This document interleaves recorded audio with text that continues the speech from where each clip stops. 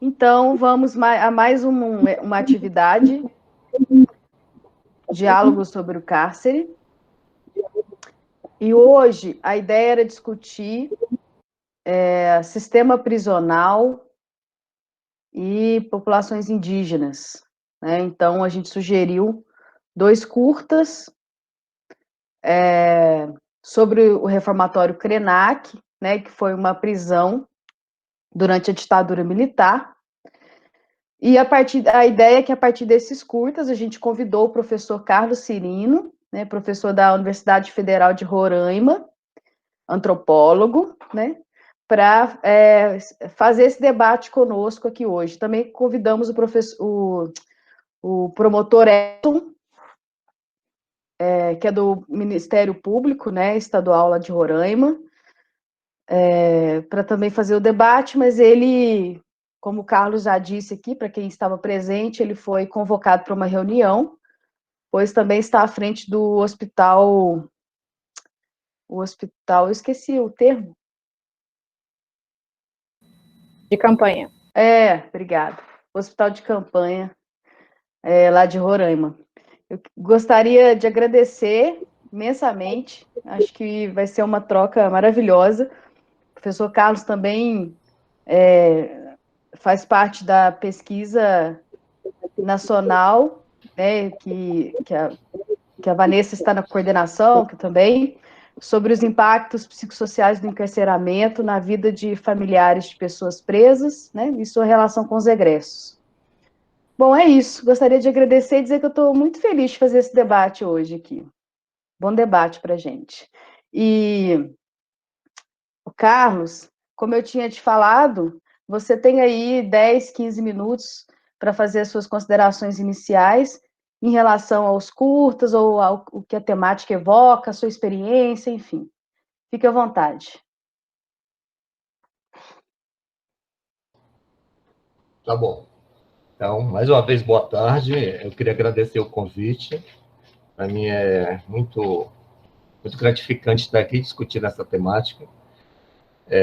Eu não conheço muito o grupo Krenak, mas depois eu vou tentar fazer uma ponte com a situação vivida hoje aqui em Roraima, que eu acho que o documentário tem uma passagem que é muito interessante, que dá para a gente fazer um link com o que nós estamos vivendo aqui hoje em algumas comunidades. E sobre o filme, é uma das tantas histórias de massacre, de violação dos direitos dos povos indígenas que não é contada, né?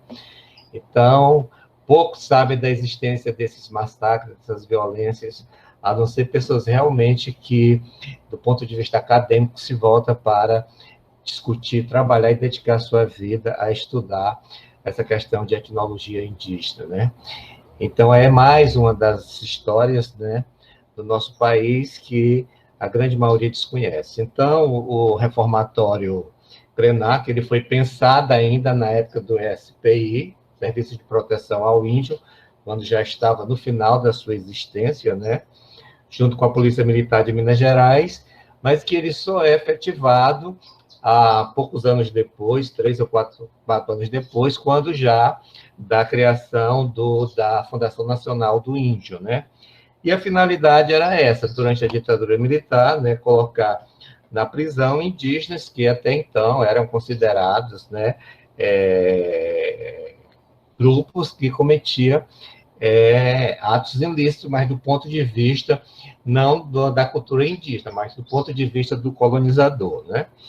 Então, esse reformatório, ele passou não só a receber, né, indígenas da etnia Krenak, mas também de outras etnias de outros estados do Brasil.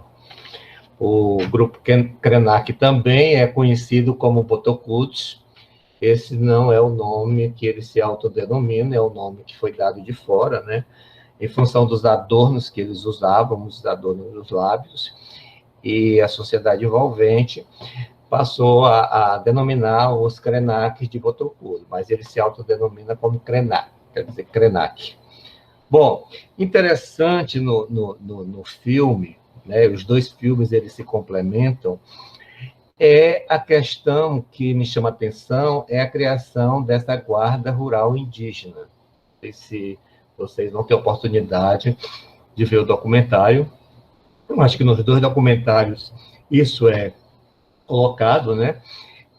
Que foi uma guarda nacional, uma guarda rural indígena criada pela Polícia Militar e nos moldes da nossa polícia, né? É uma coisa que foi impositiva, mas que hoje, na nossa sociedade, a partir de 2008, 2010, mais ou menos, a gente começou a ter essa experiência dentro de algumas etnias aqui da região, não só de Roraima, como do Amazonas. E aqui a gente tem, eu acho que a primeira experiência foi com os ticunas, né?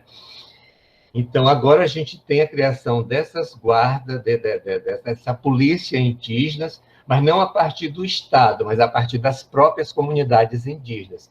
E o interessante é que eles tentam copiar esse nosso modelo, que não deu certo, né? Então, eles estão implantando cadeia dentro das próprias comunidades, tentando resolver os conflitos internos, considerando que a sociedade envolvente, eles também não têm mais condições de resolvê-lo, né, resolução de conflito, dentro dos códigos penais tradicionais desses povos.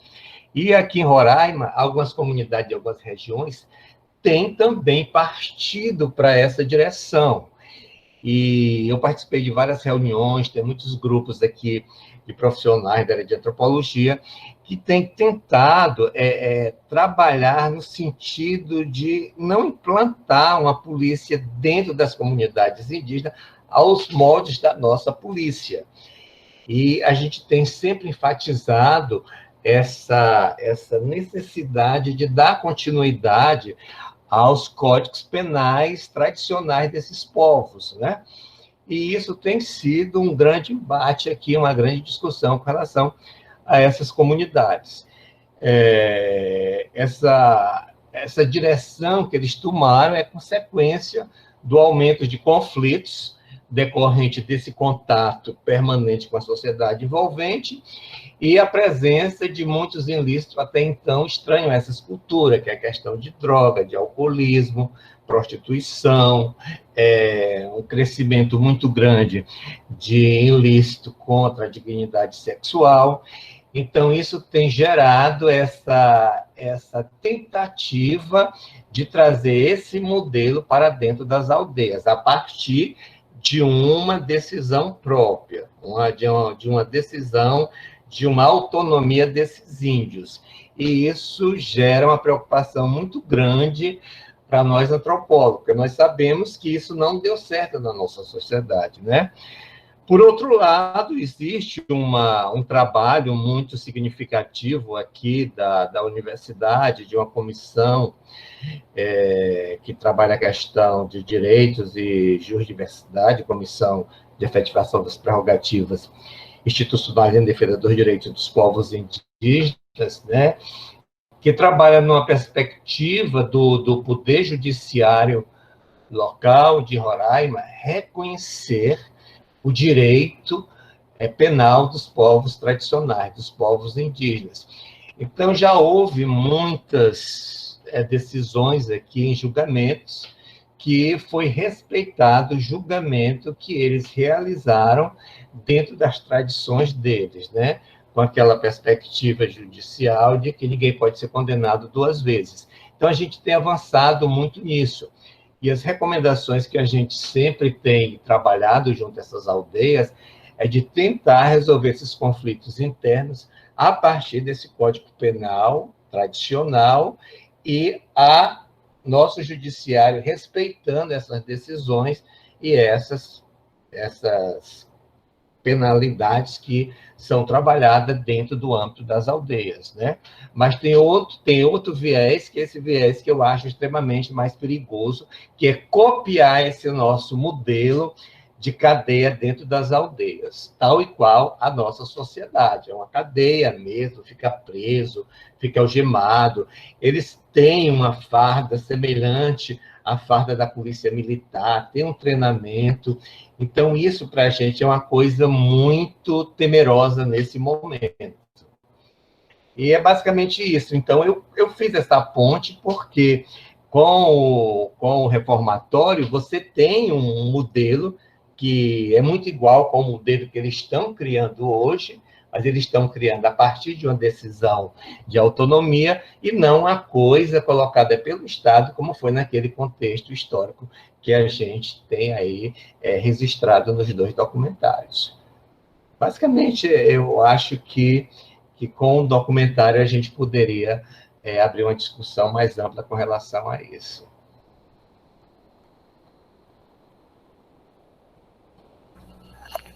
Obrigada, Carlos. Eu sou a Mariana, eu vou ajudar aqui na coordenação das inscrições. Carol, não sei se você ia falar alguma coisa.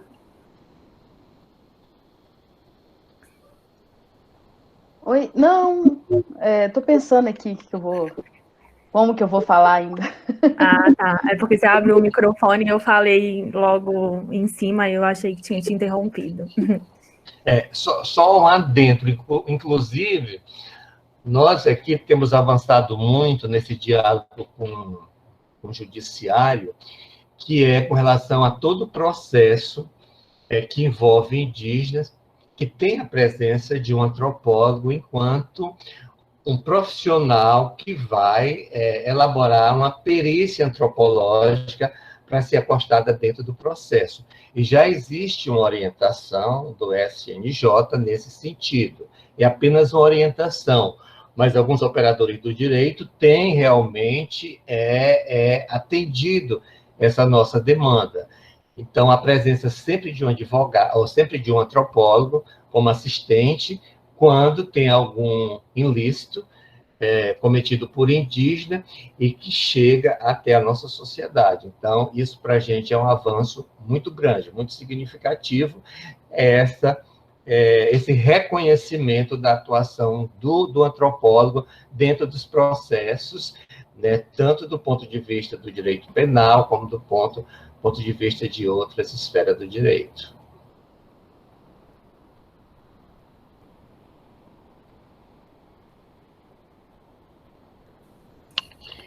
E vou ampliar um pouco a discussão, talvez, a curiosidade nossa.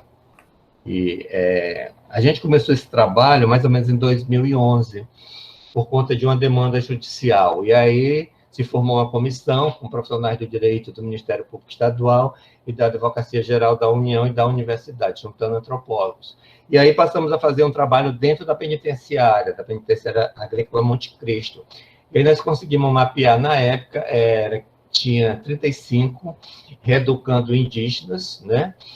Pelo menos os 35 que se auto-reconheceram como índios, e aí nós fomos rever todos os processos desses índios, alguns já cumprindo penas, já condenados, outros à espera de julgamento, já em processo de tramitação desses processos. E, para surpresa nossa, quase 90% dos ilícitos era crime contra a dignidade sexual, ou seja, estupro, violência sexual e mais ou menos nessa linha. E o que a gente pôde, e nunca, apesar do auto-reconhecimento, e muitas vezes dentro do processo, você ter um registro administrativo de nascimento indígena, que é o RANI, e não eram reconhecidos como índios, não eram tratados como índios dentro da penitenciária. E isso foi uma outra luta nossa para fazer com que esses direitos o Estado reconhecesse eles como índio, porque ainda tem o Estatuto do Índio e tem algumas prerrogativas dentro do Estatuto do Índio que não foram revogados, principalmente a questão que trata dos direitos penais desses índios. Então, está lá no Estatuto do Índio que ele tem que cumprir pena na aldeia, preferencialmente na aldeia. O que acontecia? Muitos presos conseguiam um sistema semiaberto. Só que um sistema semiaberto para o índio, que, mesmo que more numa aldeia a 40 quilômetros de Boa Vista, ele não pode se deslocar todo dia para Boa Vista. E aí ele entrava no semiaberto e não voltava para a penitenciária, então era dado como fugitivo. E a gente tentava fazer com que o operador do direito entendesse isso, que ele não podia aplicar, né, as mesmas regras de um contexto cultural completamente diferente. Pessoas que estavam ali e eram diferentes e tinham que ser respeitadas de forma diferente, de acordo com a Constituição de 88. E também em relação a esses processos de crime contra a dignidade sexual, a gente teve muitas situações, inclusive que nós chegamos até a conseguir reverter algumas sentenças, era que não se tratava de crime contra a dignidade sexual. Eram situações em que um indígena de 20, 27, 28 anos contraía uma relação de matrimônio, de casamento, com a menina de 12, 13 anos. E isso era uma prática aceita ainda, cultural, dentro de algumas aldeias. O que acontece? Muitas vezes eles vinham para Boa Vista, atrás de uma assistência médica, de um posto médico, e aí eram denunciados e eram presos por conta disso. Então, a gente tinha que trabalhar tudo isso, inclusive pedir para rever esses processos e ter um laudo antropológico no sentido de tentar minimizar essa situação. E era muito interessante que, uma vez eu conheci, dei assistência a um indígena que estava preso por conta desse crime, ele dizia que não sabia o que ele tinha cometido, qual era o ilícito dele. Ele não sabia, eu não sei o que eu fiz, entendeu? Então, essas coisas a gente avançou muito aqui, e eu acredito que outros estados já estejam também no avanço, mas eu acho que o avanço daqui foi muito maior em função de uma sensibilização que nós tivemos junto aos operadores do direito de um modo geral. Então, aqui eu acho que a gente avançou muito nisso. Mas, infelizmente, a gente tem esse outro modelo que está se instalando nas aldeias por conta de um crescente número de ilícito, até então estranho a essa cultura, e eles não viram outra forma, senão copiar o nosso modelo de polícia. Bom, Carlos, tem uma pessoa inscrita para fazer um comentário, uma pergunta, que é o Sérgio Grossi. Aí, Sérgio, pode ficar à vontade. Olá a todos, um gosto participar, um prazer. Eu queria pedir, né? Uma minha amiga estava trabalhando em Bolívia e me contou que, por exemplo, aí as formas de justiça indígena são várias, né? Eu queria saber, né? Como é que funciona um pouco para os casos graves quando se lida com os casos considerados graves, né, na nossa cultura, como homicídio, estupro, né? Quando se lida dentro das diferentes culturas tradicionais, né? Porque, por exemplo, eu fiquei um pouco chocado porque, né, me falou que em Bolívia ainda se usa lapidação ou outras coisas em alguns contextos, né? Então, eu queria saber um pouco como é que funciona no Brasil, como é que é esse debate, que é muito interessante, mas eu não conosco muito. Mas em que direção? Qual o debate? Para mim não ficou claro. Especificamente o quê? Qual é o debate aqui? Ele é sobre nas culturas tradicionais como se lida com não sei, com crimes que na nossa cultura são considerados muito, né, muito punidos, né, como homicídio, estupro, com casos como esse. É uma pergunta muito grande, entendo, mas, né? Não, todo tipo de ilícito, por exemplo, existe um código penal indígena, eles têm um código penal dentro da cultura deles. E claro que tem alguns ilícitos que até então era estranho, mas mesmo apesar dessa estranheza, existe um sistema jurídico próprio e muitas vezes as condenações e as penas, elas são até mais rígidas do que dentro do nosso sistema, entendeu? Então, por exemplo, na tradição Makuxi, você tem um julgamento e geralmente tem a pena do banimento. O que é o banimento? Eles têm um contato com outras etnias de outras regiões distantes, e se ele for condenado dentro de uma Assembleia Geral, de um julgamento ao banimento, ele tem que sair da aldeia, ele tem que ficar 10 anos sem ter nenhum contato com a família, tem que prestar serviço lá, e acompanhado pelas lideranças indígenas daquele local. Então, existe uma série de punições, né, que são, muitas vezes, até mais rígidas do que a nossa. E, muitas vezes, quando essas punições elas são aplicadas na aldeia, e mesmo tendo havido uma denúncia dentro do nosso sistema jurídico, muitos operadores do direito e muitos juízes entenderam que, naquele momento, era procedente levá-lo a julgamento, porque ele já tinha sido julgado dentro das aldeias. Então, geralmente, quando a gente se depara com um processo e um antropólogo vai atuar, a primeira coisa que ele pergunta é o seguinte: houve um julgamento interno dentro dos códigos culturais indígenas? Eles já foram penalizados? Então, hoje existe esse entendimento aqui, esse respeito de que eles têm uma norma a ser seguida internamente e que existe mecanismo para isso, de punição internamente dentro dos códigos tradicionais deles, né? Então, isso para a gente é um avanço, o judiciário está respeitando essas decisões de julgamentos internos. Carlos, agora, mas... é claro que tem um debate muito acirrado ainda, que é com a promotoria quando tem julgamento de júri popular, né? E aí, quando tem um laudo antropológico, tem um antropólogo, geralmente, ele é intimado a atuar como testemunha nesse julgamento. E aí você tem todo um discurso da promotoria de que ele não é mais índio, porque ele já fala português, porque ele já anda de calça jeans, tem relógio, tem carteira de identidade. E aí é um debate, é uma discussão antropológica e uma discussão mais do ponto de vista de um direito ainda positivado, que não avançou muito, e geralmente a promotoria ela trabalha em cima dessas questões. Mas só o fato de um antropólogo estar lá, para a gente já é um grande avanço, que é uma grande conquista.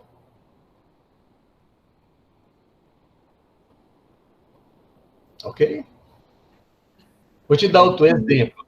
A gente está acompanhando agora um crime, eles estão, dois irmãos acusados de homicídio, tá? Mas o que ocorreu? Dentro da cosmovisão deles, eles têm uma entidade chamada Canaimé.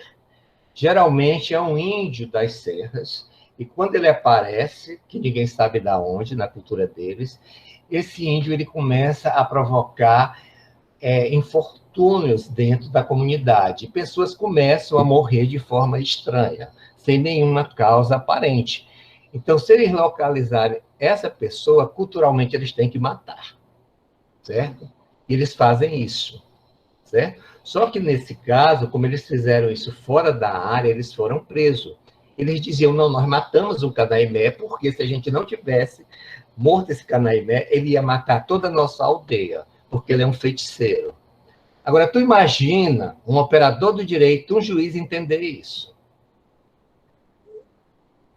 E aí a discussão, isso é direito coletivo ou direito individual? Estava no Ministério Público Estadual, aí a juíza chegou para mim, depois do laudo, e disse, não, eu vou mandar subir para o federal, porque isso é um crime que, o senhor me fez entender que é um crime coletivo, que envolve toda uma coletividade, e foi para a Justiça Federal.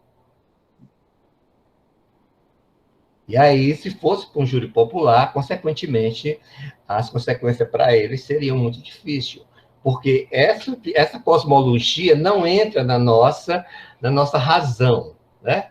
Não entra na nossa razão.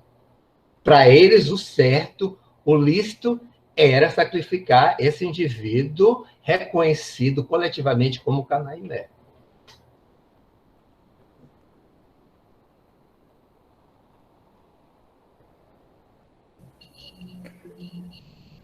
Carol, pode ficar à vontade.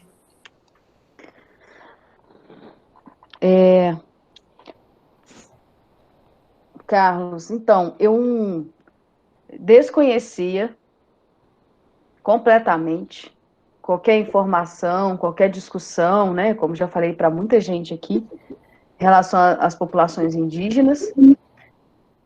O primeiro contato foi quando você trouxe algumas questões no seminário que a gente se encontrou ano passado. Mas a partir da sua fala e a partir do reformatório, assim, que é um curta muito difícil de ver, né? Dá um nó na garganta, principalmente porque essa realidade ela não circula, né? Sobre o reformatório Krenak, sobre a criação, que é muito cruel, né? A criação de uma guarda indígena. Aquela cena do filme Pau de Arara, né? De 2 indígenas carregando um indígena no pau de arara, é uma cena muito forte, né? E os relatos das pessoas contando o presídio Krenak, né? No presídio Krenak, ou aquela cena de tortura também, parece que o coronel Pinheiro, o capitão Pinheiro, arrasta um indígena, né? Prende ele pelos pés e arrasta andando a cavalo, né? São cenas de crueldade, né? São relatos de crueldade, né? E eu fico pensando, quando a gente traz para o contexto atual, assim, né? Eu estava dando uma olhada também no Infopen de 2019, e eles só informam que existiam, em dezembro de 2019, 1.390 indígenas presos no país, né? E com aquela dificuldade, porque o indígena é autodeclaração, né? Tem também o temor de sofrer retaliações quando você se assume indígena dentro da prisão, né? Mas eu fiquei pensando, assim, a partir da sua última fala, que é a questão do crime coletivo, e aí eu peguei a palavra sacrifício na cabeça, porque eu fiquei pensando assim, se eles estão tentando construir, não um direito penal, mas um mundo penal, digamos assim, né? Dentro da etnia, eu fiquei me perguntando, eu queria te ouvir um pouco também, sobre a ideia da punição nas etnias, pelo menos na etnia que você acompanha, né, há mais tempo e tal. E tentar relacionar um pouco a ideia de punição, então punir um ato, né, com a ideia de sacrifício, né, pegando a fala que você fez, né, que muitas das cosmovisões também seguiam por essa ideia de sacrifícios, né, de oferendas, enfim. Queria te ouvir um pouco sobre isso.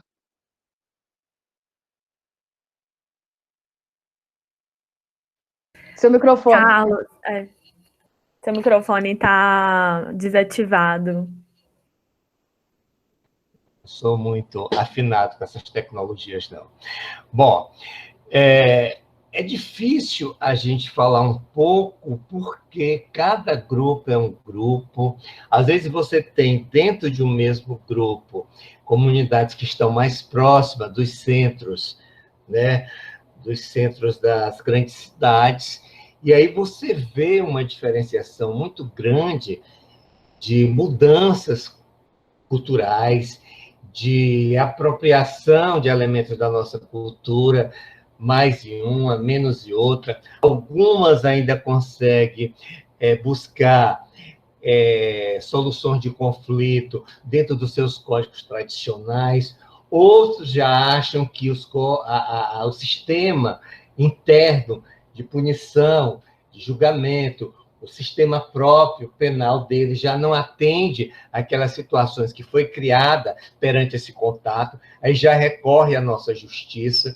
Então, é muito difícil você ter um modelo, depende da situação, cada situação se dá numa dimensão diferente por conta da intensidade desse contato com os não índios. Então, isso é muito difícil você falar de uma forma geral. Então, você tem situações que você tem áreas distantes, e nessas áreas distantes, eles resolvem os conflitos dentro dos códigos penais deles.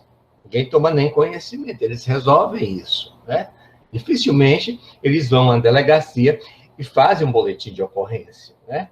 Uma outra situação que nós temos aqui das comunidades mais próximas, e aí, me desculpe se tem algum assistente social aí no grupo, mas é a atuação das assistentes sociais e muitas vezes conselheiras tutelares, né? e que vê o mundo a partir da nossa cultura e não da cultura deles. Então, muitas vezes, elas forçam uma denúncia, elas forçam aos indígenas fazerem um boletim de ocorrência, e muitas vezes eles não têm nenhuma dimensão disso, e depois eles se arrependem, e não tem como retornar isso. Isso é um outro elemento que complica muito nessa nossa atuação, também das conselheiras tutelares. Então, muitas vezes tem situação que não pode ser pensada como violência sexual, como abuso sexual, mas que na visão dessas assistentes, dessas conselheiras tutelares, se configura esse tipo de crime de acordo com o Estatuto da Criança e do Adolescente. Muitas vezes não é. Então, precisa ser repensado. Então, são situações muito diversas que a gente tem enfrentado, e cada processo, cada situação é uma situação. Né? Entendeu? Por exemplo, a situação do infanticídio entre os Yanomamis, né? Que eu não chamo de infanticídio, porque dentro do nosso, quando está tipificado no nosso Código Penal, o infanticídio se dá no momento em que a mulher está no estado puerperal. Quando a Índia comete o infanticídio, ela não está nesse estado. Ela faz em função de uma demanda cultural que cobra para ela que ela faça isso. Por isso é que eu não chamo nem infanticídio, eu chamo sacrifício de neonatos. Eu dou outro nome. E por que ela faz isso? Porque ela está num contexto, ela está num habitat que muitas vezes é impossível criar uma criança que tenha um problema físico. Entendeu? Então, a lógica dentro dessa comunidade, a lógica, o ilícito é deixar sobreviver esse indivíduo.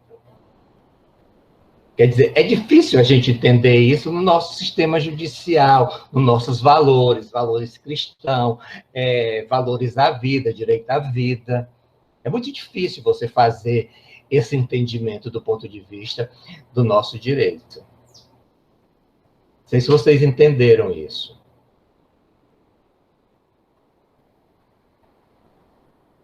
E como resolver isso? Isso é muito difícil, é muito problemático resolver isso, né?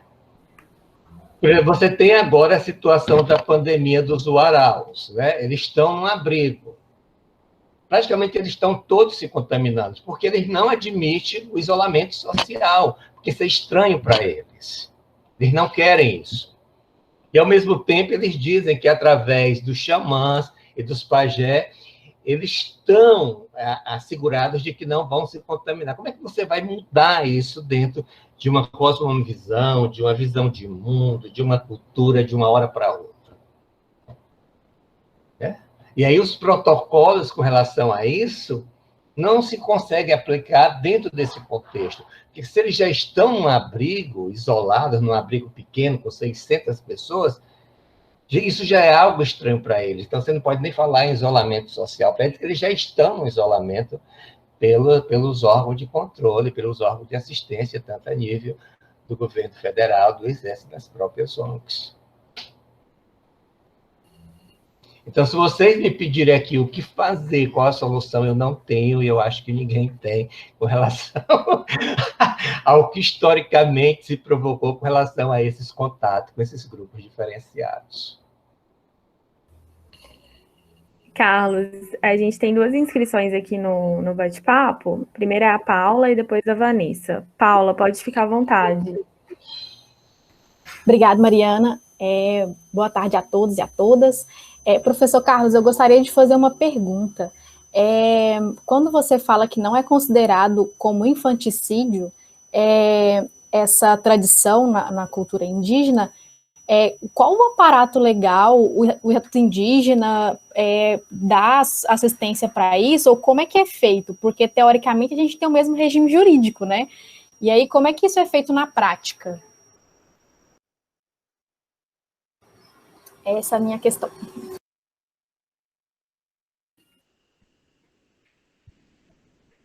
Carlos, o seu microfone está desligado, está desativado. Aí agora sim. Teoricamente, nós teríamos um único direito, né? Um direito seria um monodireito, um direito monista, né? Quem é da área de direito sabe disso. Mas, ao mesmo tempo, você sabe que você está numa sociedade plural. Então, muitas vezes, esse direito positivado, pensado de forma homogênea, não dá para se aplicar num contexto cultural diferente, diferenciado, né? O direito ele deveria ser plural, certo? É nesse sentido. Tá? Então, para você entender essa dinâmica, você tem que entender a partir dela, a partir desse contexto. Isso não quer dizer, muitas vezes, nós somos acusados de que nós defendemos isso. Nós não defendemos isso, nós não aceitamos uma interferência brusca, violenta, porque toda sociedade, toda cultura, ela passa por transformações.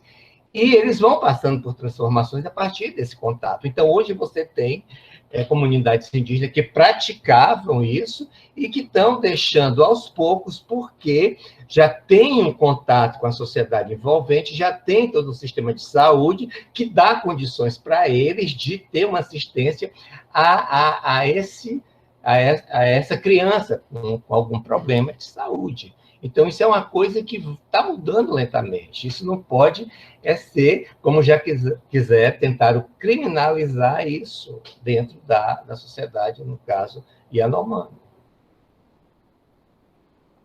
Então, você tem uma situação em que uma criança nasce com defeito físico e, na visão de mundo deles, aquilo não é uma pessoa, é uma entidade maligna. E a sobrevivência dela colocaria em risco todo o grupo iria morrer.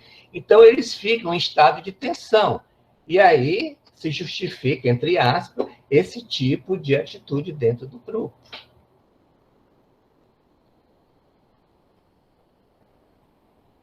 Entendeu? Então, houve muitas situações indígenas que missionários tiraram crianças que nasceram com problemas neurológicos, problemas com deficiência, e eles ficaram numa situação de terror, de tensão, porque aquela criança não foi sacrificada, porque aquela criança representa o mal, representa a desgraça, representa o infortúnio, e mantê-la ela como viva seria um perigo na disseminação do próprio grupo. Agora, isso não quer dizer que não vá mudando com o tempo, né? Como tem já situações de comunidades que hoje você encontra crianças que antes você não encontrava, né? Numa situação como essa. Vanessa, Não sei se eu estou conseguindo responder ou estou conseguindo ainda deixar vocês mais confusos. Não, ótimo, bem claro. Obrigada. E outra, tem uma situação, por exemplo, nos Yanomamis, o verdadeiro nascimento de uma criança é o primeiro ritual de batismo, como o nosso. Então, até chegar àquela idade, ele não é uma pessoa, ele não é um indivíduo ainda.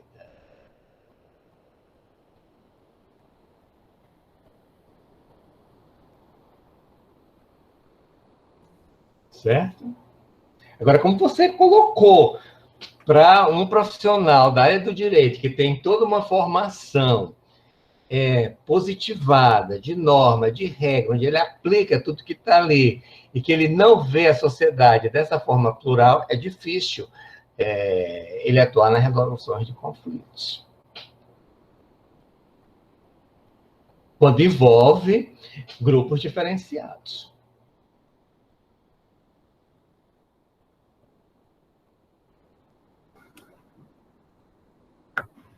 Bom, Carlos, deixa eu fazer as minhas observações, que vai nesse caminho mesmo.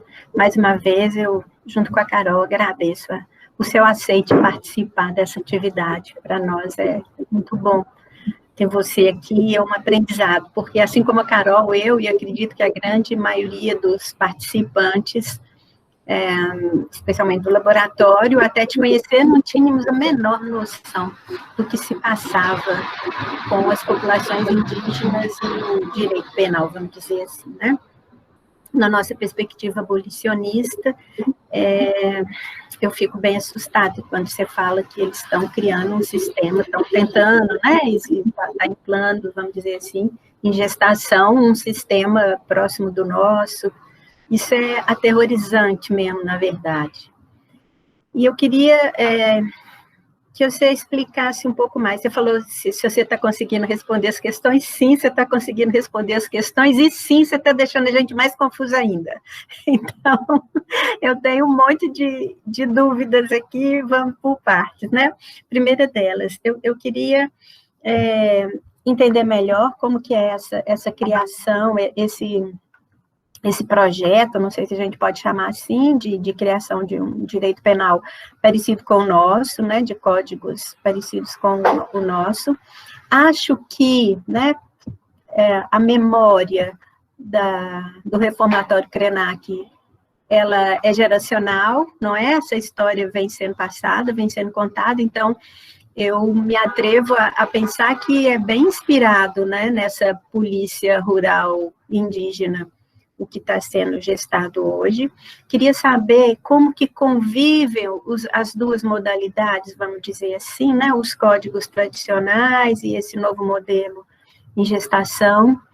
Queria que você falasse um pouco também sobre o encarceramento das mulheres, como se dá e quais são as medidas, né, que são tomadas. E queria também te ouvir falar um pouco sobre o antropólogo, né, que a importância do antropólogo é claro para nós.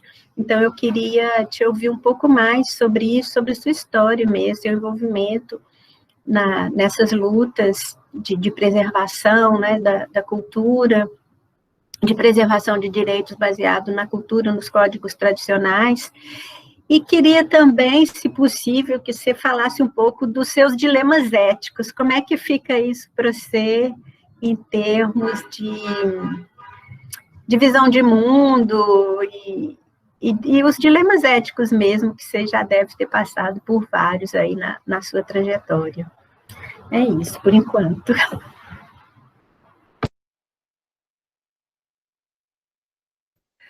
Carlos, o seu microfone está desativado. A Karen falou aqui no bate-papo que, enquanto as pessoas estão fazendo perguntas ou comentários, ela está desativando o seu microfone para não dar muita interferência.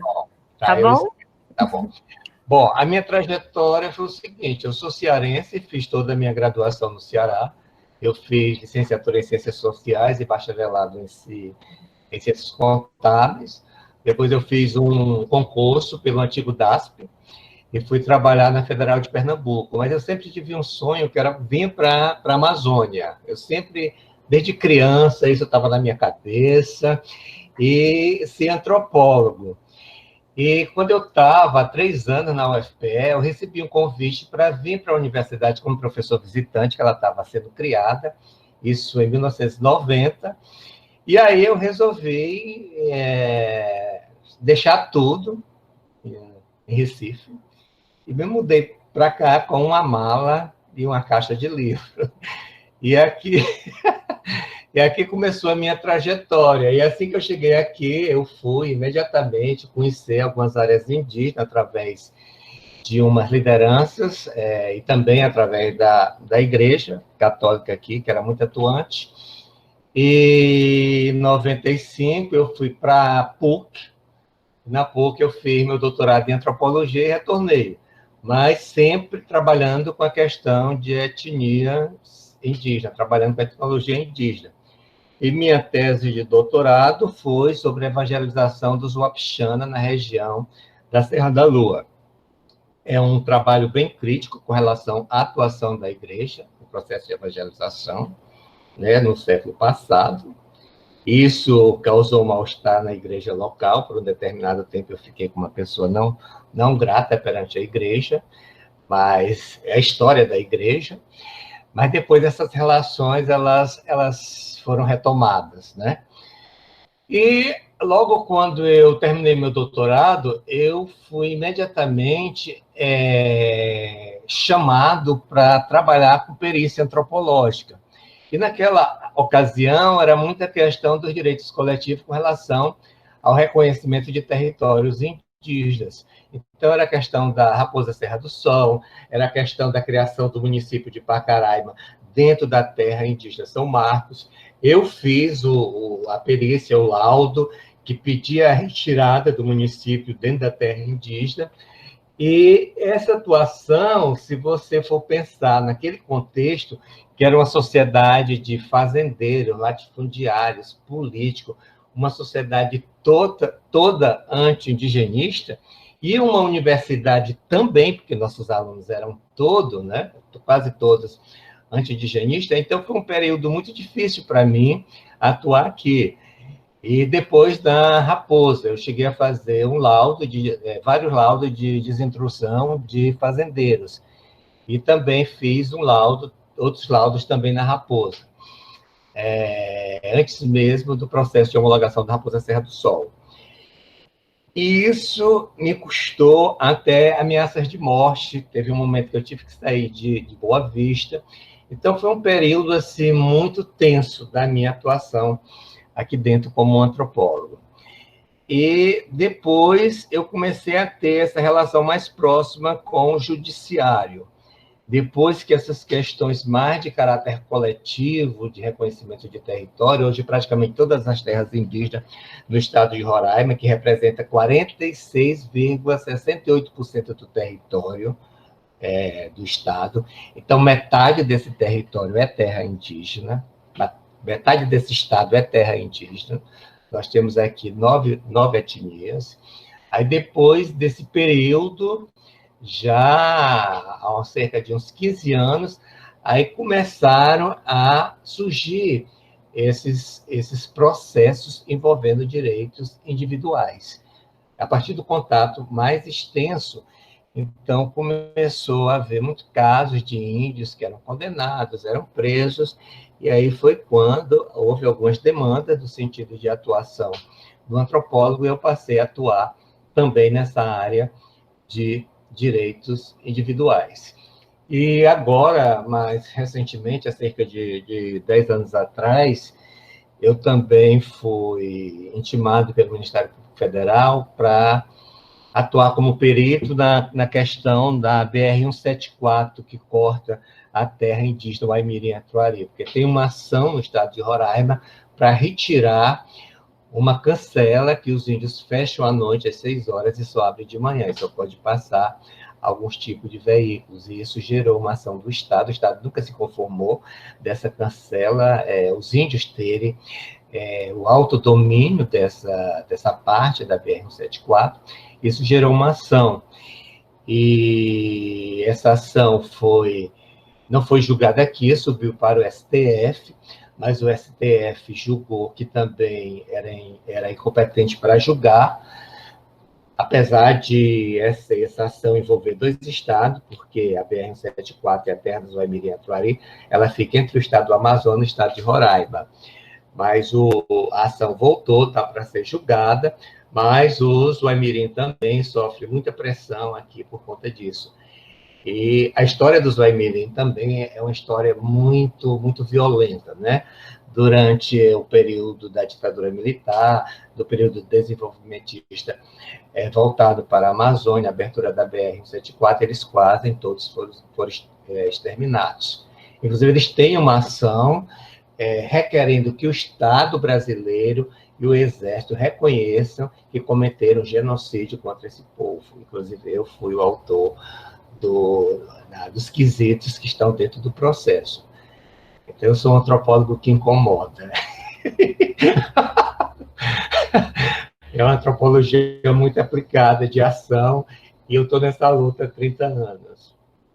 É isso, a minha trajetória é essa. Acabo de escrever um livro também, está para ser lançado agora, que é sobre também uma luta da retirada de um fazendeiro de uma terra já homologada, em que ele pediu a revisão da homologação e o Gilmar Mendes suspendeu uma parte dessa terra que já estava homologada. E esse processo gerou um novo processo, e aí eu fui atuar também como perito. Já houve uma decisão favorável aqui em primeira instância e subiu também para o STF. E agora eu peguei esse laudo e transformei num livro que está sendo publicado agora. É isso, a minha atuação é essa. Estou aí trabalhando, e aí trabalhando quando sou demandado nessas ações mais individuais. Muitas vezes até de famílias que não têm uma assistência antropológica e precisa de um laudo, é importante ter um laudo, a presença de um antropólogo. Aí eu sempre estou lá com a minha equipe trabalhando em defesa desses povos.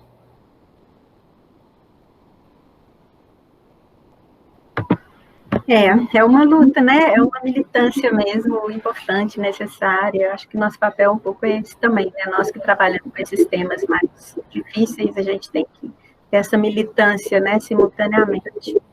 Mas e como que está acontecendo, então, Carlos? Eu queria que você se estendesse um pouco mais sobre esse processo de construção de novos códigos penais parecidos com o nosso, inspirados no nosso, para a população indígena.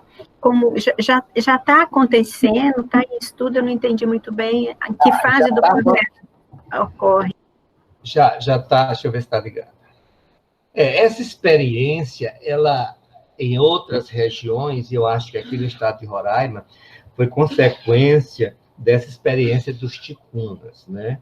Ticunas do Amazonas, que já é bem antiga. E foi os ticunas, inicialmente, que iniciaram esse processo de tentativa de criar uma polícia indígena dentro do território deles, né?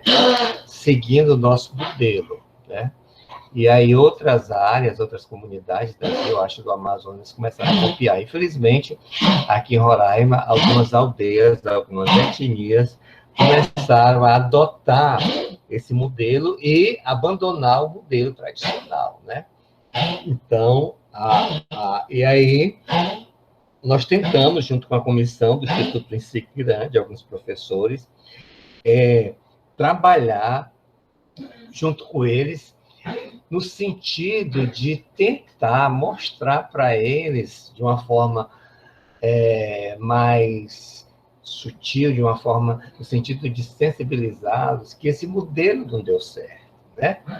Mas eles têm avançado nisso, eles têm avançado nessa discussão. Inclusive o Edson, ele teve um atrito, uma assembleia lá na região da Serra da Lua, não, na região da Raposa Serra do Sol, que estava justamente discutindo a criação desse modelo de polícia dentro das aldeias. E ele foi contrário, né? Inclusive, eles usam uniforme, eles queriam ter o direito de usar armas também. Então, uma coisa muito, aquele cacetete, tudo, tem guarda, tem farda, muito parecido com o que a gente vê no filme do Reformatório, é muito parecido, né? E são treinados, eles marcham, e tem um espaço, tipo uma cadeia dentro da aldeia, e a gente tem tentado minimizar esse projeto deles. Não são em todas, né? Tem umas que não aprovam, não querem esse direcionamento. Mas tem sido difícil. Aí, voltando, o Edson estava nessa assembleia, eu não estava, e o Edson praticamente se retirou. Porque o Edson, numa fala, talvez, infeliz, o Edson disse: vocês querem adotar essa macaquice de estarem fardados, feito policial, e eles não gostaram, eles se sentiram ofendidos com isso. E houve um certo mal-estar, e o Edson acabou se retirando dessa assembleia, e disse: eu não volto mais lá. Mas, infelizmente, está nessa direção. Tem um professor aqui que foi funcionário da FUNAI, que hoje é professor aqui, e ele tem trabalhado junto com essa comissão no sentido de tentar ver se eles não copiam esse modelo tal e qual, né? Mas o que eu vejo é que a tendência é essa. E aí eu não sei quais serão as consequências, né? Porque, inclusive, é até inconstitucional, né? Constitucional porque é um modelo nosso, não é da cultura deles, né? Certo? Eles estão pegando ações da nossa polícia, até de violência contra indígena, que infelizmente entra no mundo das drogas, tem questão de alcoolismo, a questão até quando há conflitos familiares, e aí eles já entram nessa perspectiva da nossa polícia, desse nosso modelo de polícia. Isso para a gente é algo meio que está nos amedrontando um pouco com relação a isso. Por outro lado, eles têm sofrido muitos problemas que até então a FUNAI, o próprio Ministério Público não tem conseguido resolver, que é o grande aumento de crime dentro dessas aldeias. Até então, que não era tão usual, né, dentro da tradição cultural deles. Então, é um desafio, né? Ainda mais se nós sabemos que o nosso modelo não funciona, não é? Esse modelo punitivista só piora a situação, só aumenta, de fato, a violência, a criminalidade. Esse modelo é um modelo mal sucedido desde o seu nascedouro, né? Ele nunca cumpriu o que prometeu, então, realmente é complicada a situação. Eu estou preocupada aqui. E o encarceramento feminino, como que é a situação das mulheres? Pelos códigos tradicionais e o nosso? Vanessa, eles têm um código que é dessas mais tradicionais, que ainda eles querem resolver isso dentro dos códigos culturais dele. Eu vejo que a mulher está dentro desse contexto do sistema punitivo deles, mas eu nunca vi coisa assim tão eu nunca vi um julgamento. Eu tive uma situação em que eu estava presente numa assembleia e eu estava convidado porque eu ia apresentar um projeto, mas dentro dessa assembleia estava tendo uma espécie de julgamento e tinha uma família lá e eu não estava entendendo muito o que era. Então, eles estavam julgando, depois que uma indígena mais próxima chegou, porque eles estavam falando em Wapixana, eu acho que era em função até da minha presença, porque muitas vezes são questões de ordem privadas, né? E a gente tem que saber até o limite de onde a gente tem a interferência, pode participar disso. E eles estavam discutindo, era a situação de uma mulher que estava com 2 companheiros, eles não estavam aceitando isso. Então, era um julgamento dela, não era nem um julgamento deles, entendeu? E até onde eu sei, a decisão foi tirá-la da aldeia, né? Então, isso foi a condenação dela, não fica na aldeia, certo? Assim como também tem situações de mulheres que casam com não indígenas e levam para a aldeia. Então, quando tem algum problemas, então eles geralmente não julgam o cara, a pessoa que veio de fora, eles julgam a indígena. E muitas vezes é o banimento, você não pode ficar aqui, vai embora. E muitas vezes eles nem permitem que levem os filhos.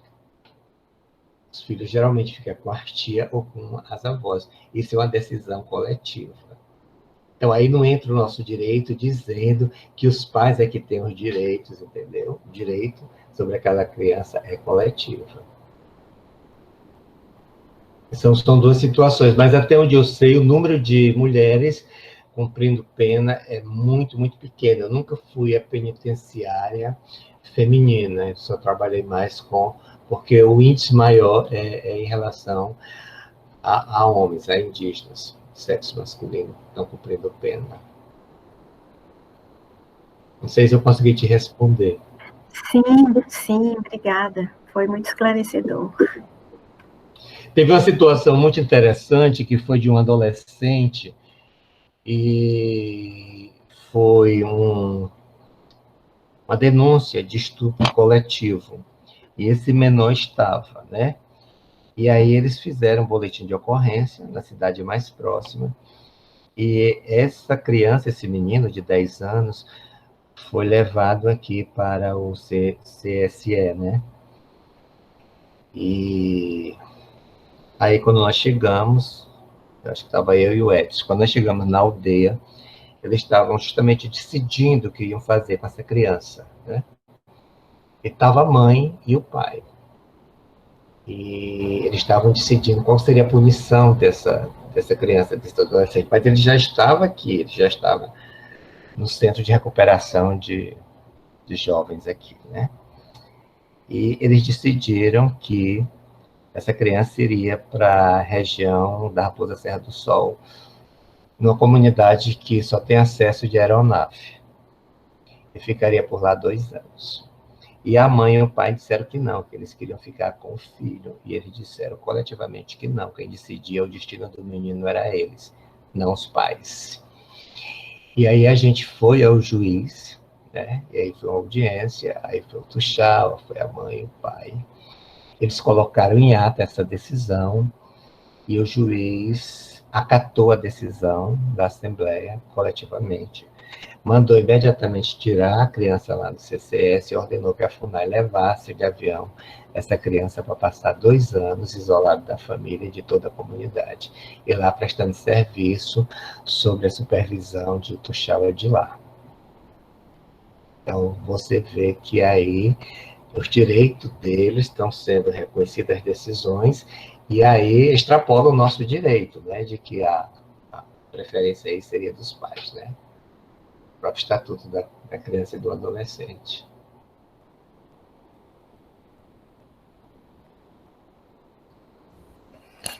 Carlos, a gente tem algumas questões. Uma questão, na realidade, aqui no bate-papo, que é do Sérgio. Ele perguntou assim: existem estudos sobre práticas de controle social nas comunidades indígenas que poderiam ser analisadas como práticas de justiça restaurativa não punitivista? Só o final. Que poderia ser o quê? Poderiam ser analisadas como práticas de justiça restaurativa não punitivista. Sim. Eu posso até indicar a vocês, teve uma tese agora de doutorado de um aluno nosso, de um Dinter, onde ele estuda o sistema judicial dos Ingaricós. É muito interessante essa tese de doutorado dele. Inclusive, é um promotor de justiça. E temos trabalhos aqui já nessa área, discutindo essas questões. E o interessante é que vem com um enfoque antropológico, que são pessoas já do judiciário, juízes, promotores, procuradores, que estão buscando essa ferramenta antropológica para trabalhar aqui. E isso é muito importante para a gente.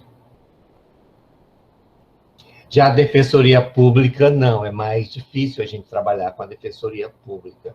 A Defensoria Pública é muito naquela linha do direito positivado, de aplicar o nosso ordenamento jurídico.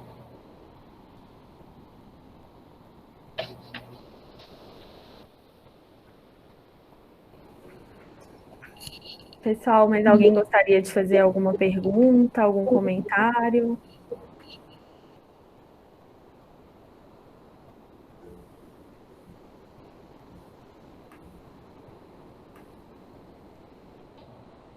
Inclusive, se houver interesse de vocês aí, do núcleo do laboratório, eu posso encaminhar todos esses materiais. Eu acho que seria interessante, porque aí vocês teriam oportunidade de não só ter acesso ao nosso trabalho, mas também ao trabalho de outros profissionais que vêm trabalhando com essa questão indígena, vêm ampliando essa discussão, vêm procurando outros mecanismos para trabalhar essa questão dos conflitos, né, proveniente desse contato, muitas vezes violento com a nossa sociedade.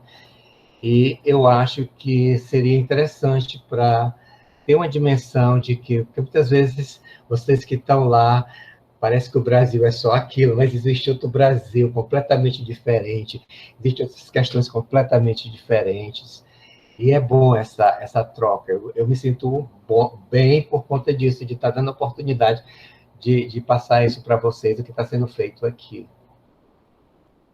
E convidá-los a vir aqui, né? É um pouco distante, mas se chega. Era o plano, né, Carlos? Era o plano em abril. Estava previsto.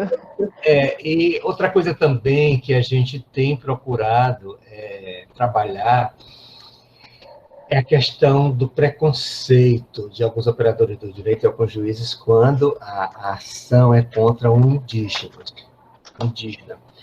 Eu me lembro que teve um processo, logo quando a gente começou a atuar, eu e o Edson, e a gente pegou o processo de um indígena que a gente entrevistou na Penitenciária Agrícola Monte Cristo. E quando a gente viu a pena, era quase 40 e tantos anos de prisão, coisa bem assim, poxa, o que é que esse índio cometeu? Qual foi o crime dele que a pena foi tão grande assim? E a gente foi analisar o processo. Então, era crime de estupro. Mas dentro do processo, não chegou nem à consumação do ato sexual, foi só nas preliminares. Ele apenas acariciou uma criança e pegou toda essa pena, né? E se você comparar com outros julgamentos de não índio com o mesmo ilícito, são penas de 8 anos. E aí a gente tem certeza que essa pena é em razão de ser índio. Entendeu? Então, se é índio, então a pena é maior. Então, aí você tem um tratamento diferenciado dentro do judiciário quando essa ação cai na mão de determinados juízes. E a gente conseguiu reverter essa pena, reduzir essa pena. Entendeu? Então, é uma penalização maior pela condição de ser índio.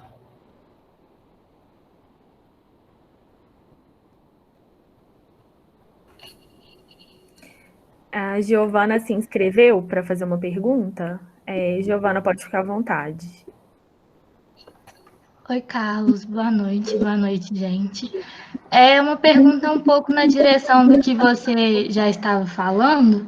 É porque eu fiquei com uma dúvida se, no que você comentou, da obrigatoriedade do antropólogo nos casos dos julgamentos indígenas, enfim, eu queria saber se aí em Roraima, é só porque eu não entendi mesmo, se é para todos os indígenas, né, para todas as pessoas que se autodeclaram indígenas, ou só para aqueles que estão na aldeia, justamente por essa questão do preconceito que você comentou, que muitos operadores do direito não consideram indígenas pessoas que já estão na cidade, por aí.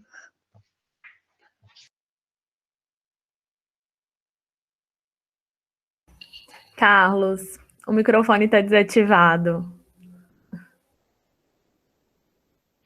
Isso é uma orientação do ano passado do CNJ, né? De que todo processo que envolva indígena tenha uma assistência de um antropólogo dentro desse processo. Ainda estamos numa mera orientação, mas já é um avanço. Com relação à questão se é um índio aldeado, se é o índio que está na cidade, isso é indiferente para a gente, porque é índio. Se ele se autorreconheceu como um índio, é índio, independente do processo de interação com a sociedade envolvente. Não sei se você entendeu. Então, para todos os efeitos, ele é índio. Ele é índio, tanto do ponto de vista jurídico, como do ponto de vista antropológico.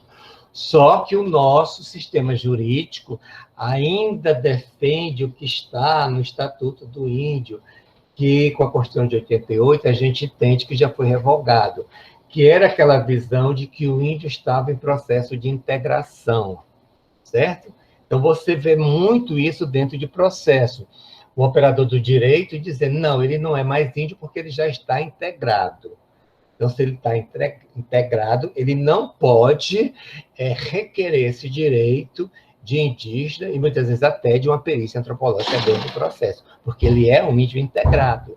E você pensa, mas por que ela é integrada, senhor juiz? Ele diz, porque ele não fala mais a língua, ele é professor indígena, ele está de jeans, ele está com a camisa não indígena, ele não está de flecha, ele não está na floresta.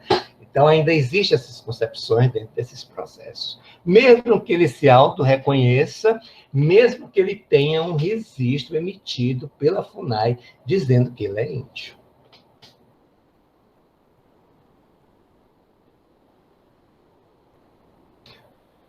Não sei se vocês me entenderam, né? Então, é aquela concepção ainda que o índio está se integrando à comunhão nacional, que é uma teoria evolucionista, que ele iria deixar de ser índio por conta desse contato estabelecido sistematicamente com a sociedade envolvente.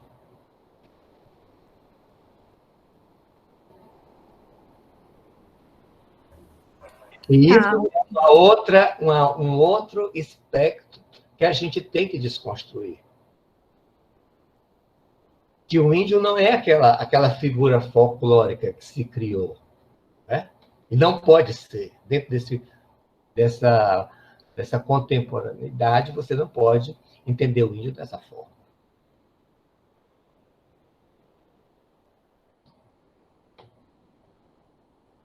Foi a Giovana que perguntou? Sim, muito obrigada. Você me respondeu muito bem, era isso mesmo.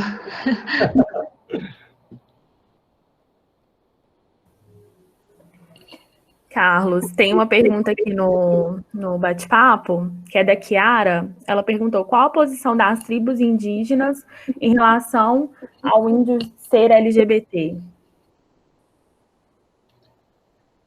Olha, eu conheço muitas aldeias, né? E eu observo que dentro da cultura deles, isso, em algumas culturas, não existe nenhum tipo de tabu, só que isso ainda é um tema para eles muito privativo. Não sei se vocês me entendem. E eles, algumas aldeias mais distantes, algumas aldeias, algumas etnias, eles entendem que isso não é aceito pela nossa sociedade. Então, isso é muito como é que eu diria? É um fato que não tem nenhum tipo de pressão social internamente, mas é um assunto privativo deles, certo? Por outro lado, tem aldeias mais próximas que já trabalham isso. Agora, eu não sei se vocês tiverem oportunidade, se tiverem curiosidade, eu já vi até alguns documentários da Manchete, eu acho da TV Cultura, sobre essa questão das criações de prisões dentro de aldeias, não só com os ticunas, mas no Amazonas, outras também. E eu vi depoimento de indígenas que foram presos dentro das aldeias porque tinham esse comportamento. Então, é muito relativo. É muito relativo. Depende de cada grupo, depende de cada aldeia, depende de cada etnia, de como eles trabalham isso. Entendeu? Mas algumas têm avançado nessas discussões. Essas discussões têm sido levadas para algumas comunidades. Tem avançado muito nisso.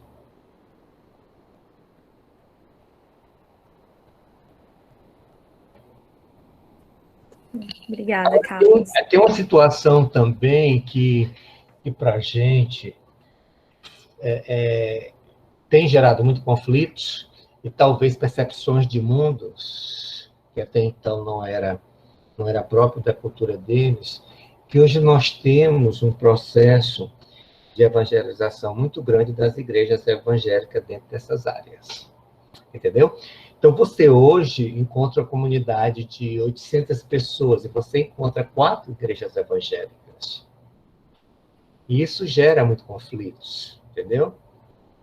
Porque além das igrejas terem ideologias diferentes, e há aquele embate entre elas, há também um embate com as práticas culturais deles, entendeu? Isso muitas vezes provoca cisão nas aldeias. Nós temos muitos casos de muitas aldeias que se separaram e criaram 2 aldeias por conta dessa interferência das igrejas evangélicas dentro das aldeias. Aí você tem comunidade Taxi católica, aí você tem comunidade Taxi 2 evangélica. Então, eles se separaram. E famílias se separaram por conta disso. Essa interferência que é muito grande aqui na Amazônia como um todo.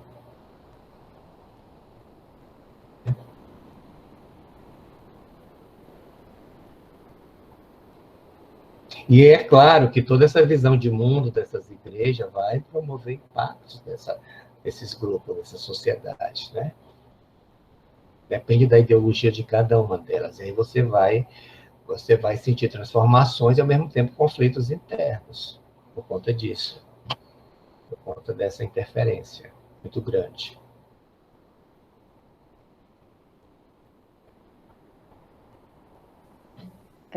Carlos? Pois não. Vou até atropelar a Mariana aqui, porque como não tinha ninguém inscrito. Eu ainda queria... A Vanessa fez uma pergunta e eu ainda queria te ouvir sobre ela, sobre seu posicionamento ético, assim, quais são os dilemas éticos na sua prática, né, de antropólogo, de militante, enfim, militante aí a favor do respeito aos povos indígenas, né? Queria ouvir um pouco em relação aos seus dilemas. Olha, meus dilemas são tantos. Eu não conseguiria nem enumerar tantos dilemas, né? Porque cada situação que eu vivo, ou cada situação que eu enfrento, ou cada situação que eu participo, surge um desafio novo, né? E muitas vezes sem uma resposta, né? Muitas vezes, em questão de laudos antropológicos, muitas vezes o juiz pede um posicionamento do antropólogo. E a gente tem que mostrar para ele que a gente não está ali para dizer o que deve e o que não deve ser feito. Ele é que tem que julgar. A gente tem que mostrar a situação como ela realmente é, do ponto de vista antropológico. Eu já fui muito provocado com relação a isso. Quando você vai fazer um trabalho de reconhecimento de território indígena, a primeira coisa que a pessoa pergunta é: o senhor é contra ou é a favor? Né? E aí a gente tem que explicar qual é o papel do perito. O perito, ele responde a aquisitações feitas pelas partes e pelo juiz. Ele não pode fugir a isso, ele não pode emitir a sua opinião, o seu acho, eu penso. Tá? Então, isso é um desafio para você, né? E por isso é que eu não gosto muito dessa palavra militância, porque militância dá conotação muito de uma ideologia muito fechada, muito eu acho que não é isso, mas eu acho que é uma ação, é uma antropologia mais aplicada, é uma antropologia mais de vivência. Não é aquela antropologia de um intelectual que está no seu gabinete e vai a campo e volta com esse material e produz, e escreve.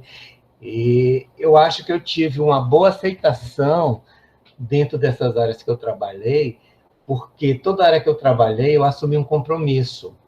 E esse compromisso é político. Então, por exemplo, na área em que eu fiz a minha tese de doutorado, até hoje eu sou chamado e eu atendo eles quando é preciso, com assessoria, com qualquer problema que aconteça, algum conflito. Então, eles estão lá, eles contam comigo, assim como hoje os Waimirim. Então, eu acho que essa relação que eu estabeleci não foi essa relação só de pesquisador, né? O pesquisador está aqui, pega o material, porque mesmo os indígenas, eles se sentiram durante anos muito incomodados com isso. Aquele pesquisador que vai, tira essas informações, produz o seu conhecimento, às vezes nem dá um retorno para eles, né? E o meu retorno tem sido constante, foi toda a minha vida dedicada a eles, né? E a partir do momento que eles me aceitaram, né? Então, eu acho que esse desafio de ser aceito, de dar continuidade, eu acho que eu superei. Agora, claro, que aí surgiram outros, né? Surgiram outros que muitas vezes não dependem de mim, né? Depende de outras instâncias que muitas vezes a gente não tem condições de chegar até elas, de atingir até elas, ou de convencê-las de que não é daquela forma que se deve trabalhar determinadas questões que envolvem indígenas, né? E essa experiência foi muito interessante, que eu estou vivendo aí com vocês, essa pesquisa, que eu e o Zé, a gente conseguimos entrevistar uma mãe indígena de um do filho que está preso um filho e um sobrinho. Ela falava da dificuldade que era ela, enquanto indígena, se deslocar da comunidade para vir visitar o filho, né? E muitas vezes nem conseguia visitar. E aí você tinha toda aquela despesa de deslocamento, de decepção, de angústia. E nessas situações, os indígenas, eles, eu acho que são mais sofridos, né? Por conta desse distanciamento de visitas, por conta de toda essa questão. Muitas vezes essas humilhações que não é muito do cotidiano deles, que eles passam, ela falava muito disso, e para a gente foi doloroso isso, né? Porque até então a gente não tinha essa dimensão, sabia que tinha indígena preso, mas não a dimensão de um parente narrando essa dificuldade e essa situação de ver esse filho. E, coincidentemente, a gente acompanhou ela também numa audiência onde estava o filho e o sobrinho, e eles chegaram com a polícia algemados, um preso no braço do outro, descalço, estavam sem sandália. E a gente estava na sala de espera, meus alunos ficaram chocados com a situação, e eu ia atuar como testemunha. E sequer deram o direito dela de se aproximar dos dois filhos. E assim, num corredor, uma sala de espera. E muito doloroso para a gente ver aqui. Como indígena. Se os não indígenas já são intolerados, tu imagine os indígenas num sistema desse. Um sistema como o nosso.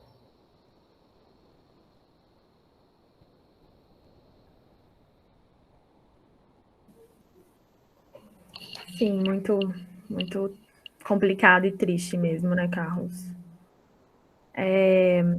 Você perguntou se a gente gostaria, né, das suas indicações. Sim, se puder mandar para o e-mail do Labtrave, inclusive a sua tese de doutorado, se puder disponibilizar para a gente também. Que aí a gente encaminha, a gente coloca na descrição do vídeo no YouTube para o pessoal que está assistindo também ter acesso. Tá bom, tá ótimo. Eu vou juntar todo o material que a gente tem aqui, que trabalha nessa linha, até o físico também, livros e tudo, e vou encaminhar para vocês essa discussão, né? Inclusive tem um livro também, meu e do Edson, em que o Edson analisa 3 casos de ilícito contra a dignidade sexual envolvendo o indígena, e é muito interessante os 3 casos analisados por ele. E a segunda parte do livro é essa ação coletiva com relação à terra dos Waimiri e Truari, que também eu gostaria que vocês dessem uma olhada na história dos Waimiri, porque é muito triste. É muito triste. Hoje eles lutam por esse reconhecimento. Era um grupo de mais de 1000 índios e eles foram resumidos a 300 índios, e depois de muitos anos eles conseguiram se recompor demograficamente. E hoje é uma etnia que é um modelo, porque hoje você não tem hoje eles estão 2.000 e pouco, a população dos Waimiri. Hoje não existe um índio fora da área indígena. Todos os problemas de saúde deles estão resolvidos. Eles têm uma política de autossustentabilidade, e agora eles têm, agora o grande desafio deles é que vai passar por dentro da terra deles a linha de Tucuruí, que é trazer energia do Amazonas para o estado de Roraima, né? Porque é um estado que nós não temos energia, ela vinha da Venezuela. Isso vai provocar um impacto muito grande no grupo, né? Como já houve os projetos para a abertura da BR-174 na década de 70, uma mineradora e uma hidroelétrica que inundou uma boa parte da área deles, da área dos Waimiri. Mas hoje eles conseguiram se recompor, e hoje é um grupo que continua isolado, e eles têm consciência de que o contato é inevitável, né? Eles têm essa consciência, e ano passado eles foram à universidade, porque eu já trabalho com eles há mais de 10 anos, e eles próprios demandaram cursos de capacitação para conhecer as nossas tecnologias, E as nossas ciências, para poder dialogar com a sociedade não indígena, não ter interlocutores, e eles passarem a ser os verdadeiros, né, atores dessa relação, e fazer as escolhas, né? Fazer as escolhas do que é que eles querem para a cultura deles, do que é bom e do que não é bom. Então, esse é um exemplo, esse é um modelo que a gente tem, eu acho que foge a tudo que aconteceu com os outros grupos a nível do Brasil. Então, hoje eles têm essa capacidade de decidir o que é bom da nossa cultura para a cultura deles e o que não é, eles não querem. Carlos, você se referiu ao livro que você acabou de lançar? Esse análise é o livro junto com o Edson ou é outro? Não. É esse aqui, ó. Não sei se dá para ver aí.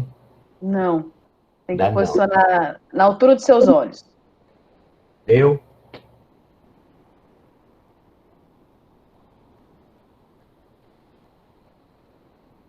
Litígio na demarcação de terra. Litígio na demarcação da terra indígena Uanaro, Roraima, o espectro do paradigma do índio integrado. Esse aqui dá uma dimensão muito, muito legal do que é um laudo e como é que se dá a construção de um laudo dentro de uma terra indígena, envolvendo os autores do processo e os réus. No caso, os autores do processo estavam dentro desse trabalho, foram até a área, que era uma advogada que veio do Mato Grosso, uma ruralista, com uma historiadora que atuou como antropóloga. E tinha 2 funcionários da FUNAI, e foi um laudo muito, muito conflituoso. Foi uma semana muito tensa dentro do campo, realizando essa perícia. Então, eu coloco isso, toda essa etnografia, essa narrativa de como isso se processou nesse trabalho, e o gratificante dessa atuação minha é a participação de alunos. Eu não faço laudo sem ter um grupo de alunos comigo, porque, para mim, esse é um laboratório, e na minha defesa para professor titular, eu dizia que o mais gratificante da minha carreira é que meus alunos que me acompanharam, todos seguiram a carreira universitária, hoje já tem doutores, professores universitários. Isso, para mim, eu acho que foi o retorno todinho na minha vida, foi esse, dos meus orientandos, né, seguir a carreira universitária. Então, isso é muito gratificante para quem está na academia, né, para quem faz ciência, para quem se dispõe a fazer isso.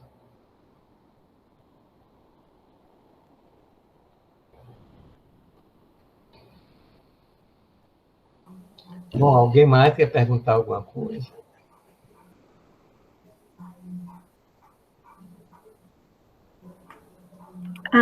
Carlos, se observou, pode-se dizer que existe algum impacto da Covid-19 na situação prisional das populações indígenas? É possível fazer alguma relação do coronavírus com as prisões, os índios presos, por exemplo? Tem algum cuidado especial, enfim? Como que está lidando com essa situação no sistema prisional? No sistema prisional, até a última informação que eu tive do diretor da penitenciária, tinha em média de 40 e poucos indígenas, né?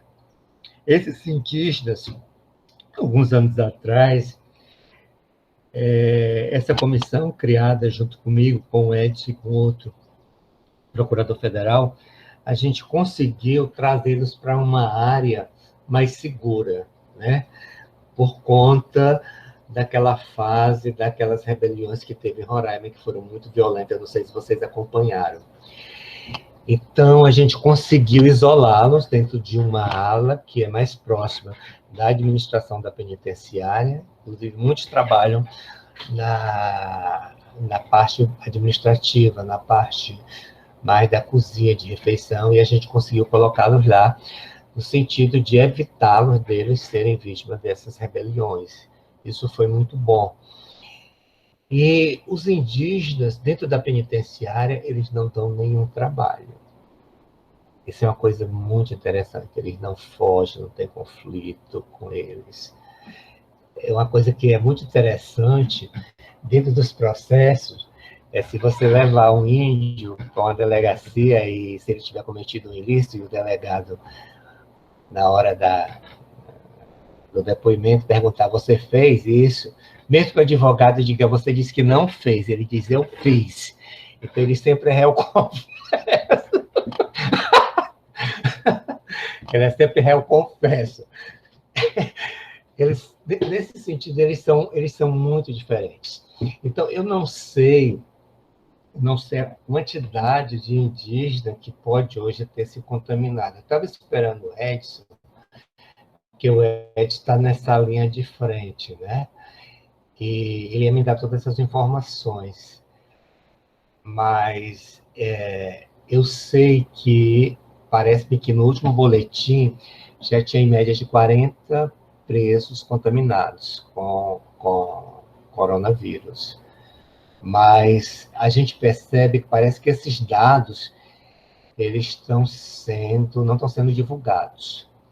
Teve um momento que esses dados saíam no boletim e chegou a sair especificado. Depois saiu só especificado em indígenas, mas não saiu mais com relação aos que estavam na penitenciária agrícola Monte Cristo.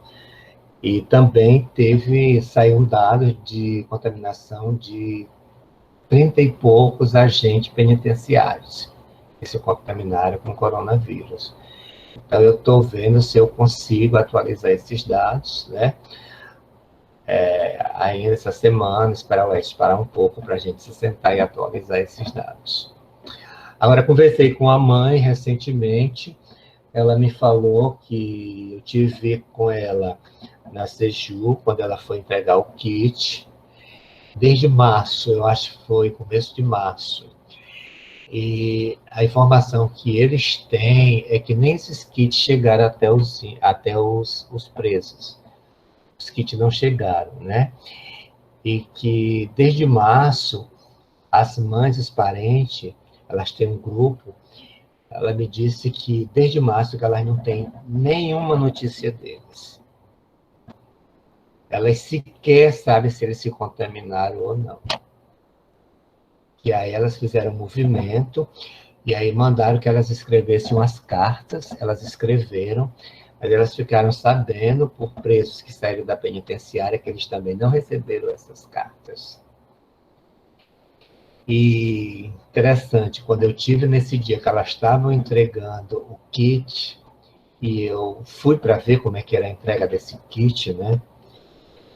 E tinha uma funcionária que era esposa de um ex-aluno nosso, e aí ela nos chamou e disse assim, tem um quarto cheio de kits, não está sendo entregue. Então, nossa, mas isso é criminoso, né? Criminoso fazer uma coisa dessas. Então, elas não têm notícia, elas estão desde março sem nenhuma notícia. Sem nenhuma notícia.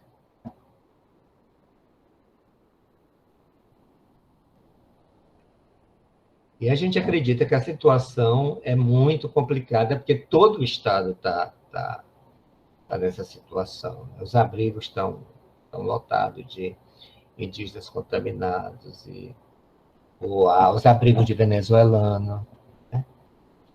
Então, a situação... E aí eles devem estar também numa situação muito, muito crítica. Né? Isso. E aí, qualquer informação, a gente vai socializando, né, para ter uma ideia dessa situação toda, né.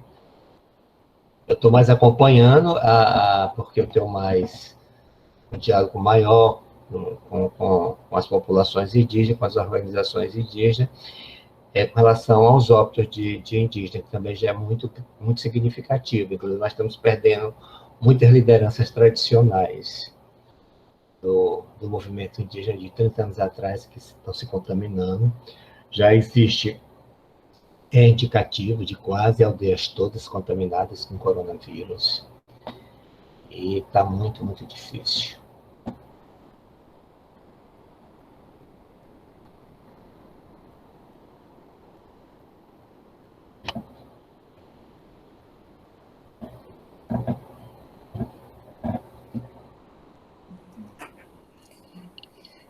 Gente, mas alguém gostaria de fazer alguma pergunta?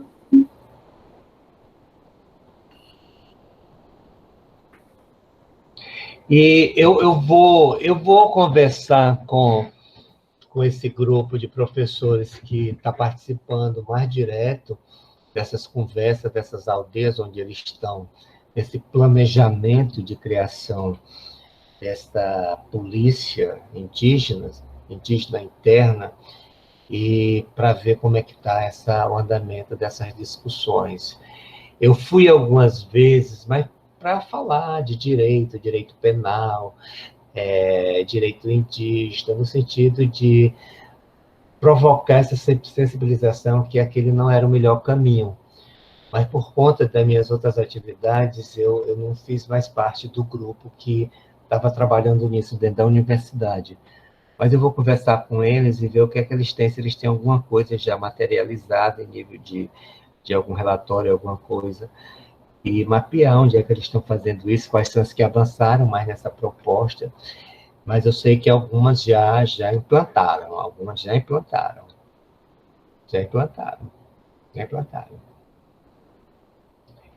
Inclusive, eles colocaram, polícia, alguma coisa que parece que foi questionado, que não era legal eles usarem aquilo, que aquilo era da polícia militar. Então, eles não tinham prerrogativa para usar aquilo no fardamento que eles criaram. Eu não sei se era um emblema da polícia, daqui, do Estado. Então, é uma coisa muito louca. Se você pensar assim, é uma coisa muito louca. Muito, muito louca. Muito louca.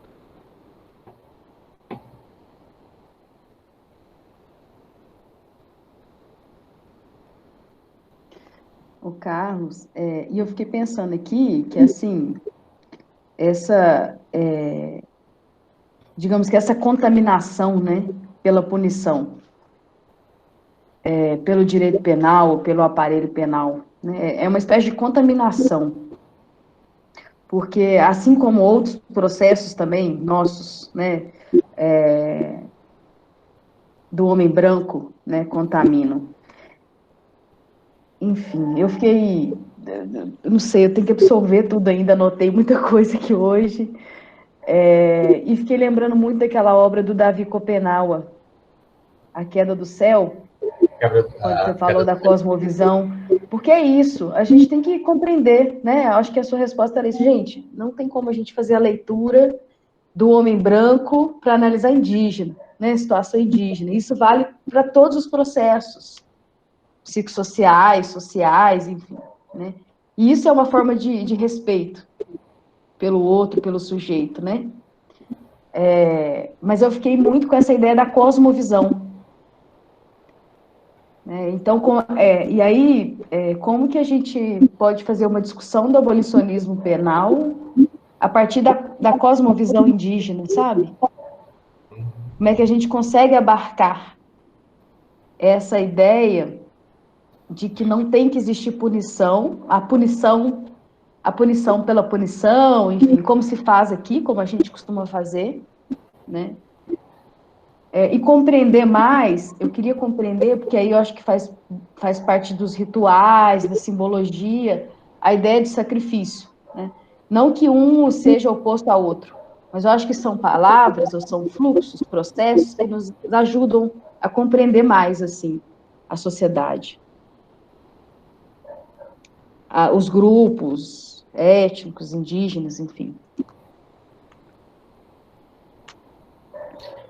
Mas você está se referindo aos Yanomamis, no caso?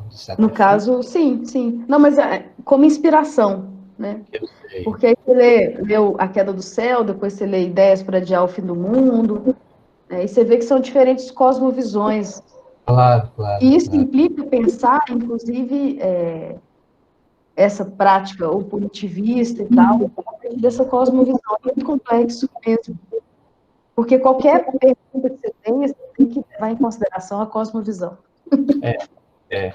E os impactos, eles são muito, muito fortes em relação a determinadas situações, né?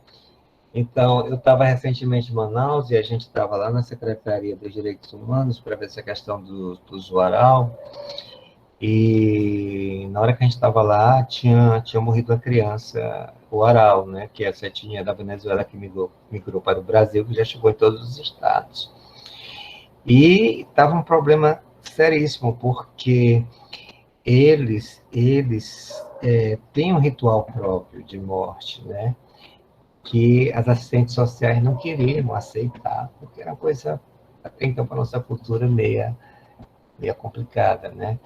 E aí fica essa situação muito complicada de resolver. Por exemplo, se morrer aqui já morreu uma senhora, o Aral, mas se morrer uma criança, o Aral, eles não vão admitir que se faça aquele enterro que se está fazendo, entendeu? Porque tem toda uma ritualização de morte. E o que fazer, né?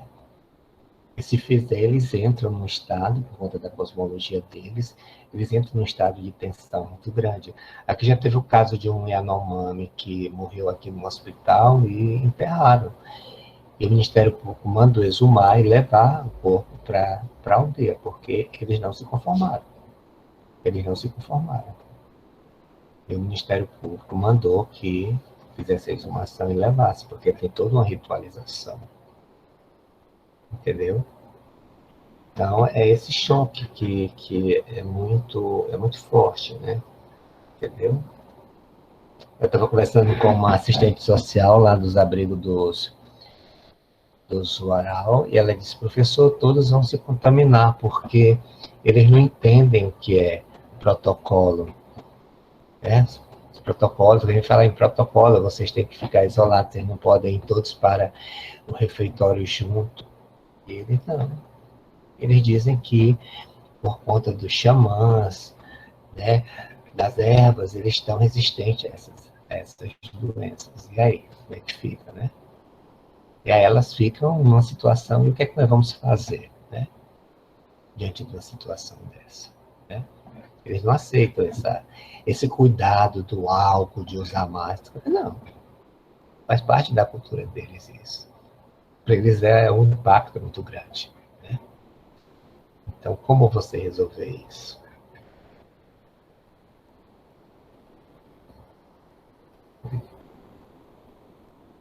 Então aonde? No antigo ginásio poliesportivo, onde tem uma quadra, e fizeram várias tendas, aquelas tendas de refugiados, com 600 índios. Como é que você vai isolar uma situação dessa? Como é que você vai mandar eles ficarem com 2 metros de distância um do outro?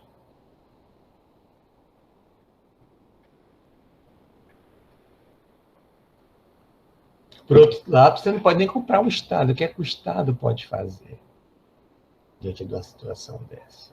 Né?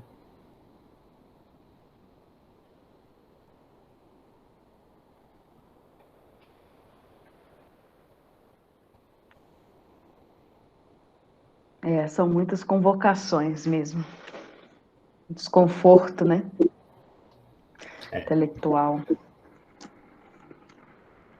Bom, eu estou vendo aqui, a gente já está se aproximando do horário de teto. Não que a gente esgotou, tem esse dia esgotado de te ouvir, por mim ficaria ouvindo aqui, ó, muito tempo. É muito bom. Mas a gente já está caminhando para o final, não sei se alguém ainda tem algo para falar, se você quiser fazer algumas considerações finais. Você já fez? Hoje foi uma conversa, né? Porque você falou quase 2 horas. O que eu poderia propor para vocês, eu acho que aqui falam que a gente ainda está entrando no pico da pandemia, né? E que é aqui só lá para o final, começo de agosto. Está uma loucura aqui, né? Não sei se aí como é que está a situação aí de vocês, mas aqui está muito grave. Aqui em BH também fizeram essa projeção. Então, eu acho muito interessante vocês ouvirem a fala de um profissional do direito, apesar deles ter uma formação de mestrado em antropologia, que é o Edson. Quando passar mais essa coisa, a gente marcar com ele, porque aí é muito interessante esse debate. Aí você já tem recebido esse material da gente, E é muito importante, eu acho, que ver se essa visão que ele tem, essas informações maiores que ele tem, apesar de ele ter uma formação jurídica, mas ele é atuante mesmo, e ele veste a camisa dessa questão de trabalhar, dessa questão indígena, né? É uma pessoa muito respeitada, você viu o currículo dele, né? Muito demandada, e seria muito interessante as colocações dele, as informações que ele possa trazer para a gente, para o grupo como um todo.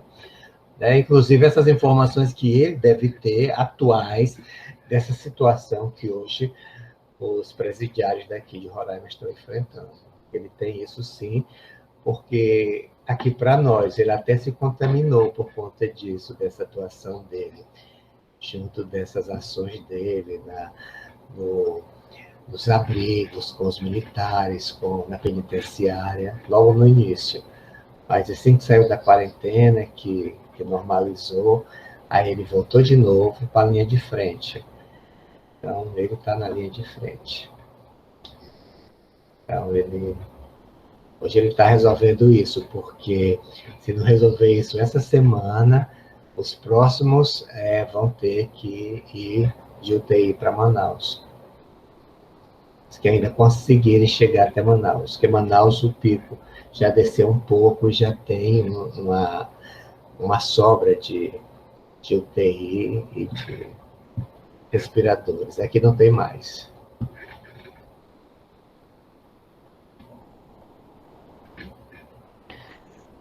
Acho que é uma boa sugestão. Vamos tentar, enfim, marcar. Acho que a gente tem que conversar mais, discutir mais sobre isso mesmo. E é uma pena que o Edson não estava aqui, mas que bom também que ele estava lá representando, tentando resolver, né, essas questões. Bom, eu gostaria de agradecer mais uma vez, Carlos. Foi ótimo, foi muito bom, assim, estar aqui hoje, fazer esse debate hoje, né? Tivemos uma dificuldade imensa em conseguir filmes, né, para tentar suscitar esse debate das populações indígenas. O que encontramos foi o reformatório Krenak, que vai falar da ditadura, mas que também nos possibilita pensar o aparelho penal e as populações indígenas hoje, né? Agora, se vocês quiserem amadurecer, eu acho que vocês conseguem na internet essas experiências dos ticunas, é fácil, mas já tem outras que implantaram esse sistema nosso dentro das aldeias, e eu acho que isso já foi motivo de algumas assuntos de algumas reportagens, se eu não me engano, na Bandeirante, na Record.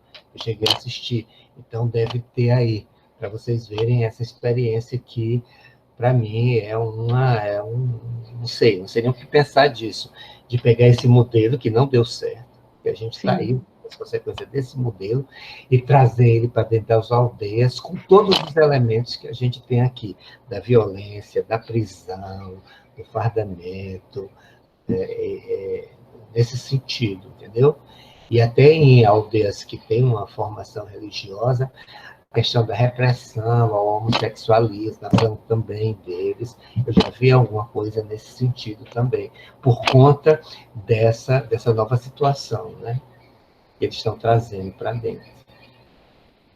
É muito isso, olha, é muito isso. Nosso sistema penal, nossa forma de trabalhar o ilícito aqui dentro dos nossos códigos culturais, não está dando mais conta, porque tem coisas que não eram da nossa tradição, o alcoolismo, a droga.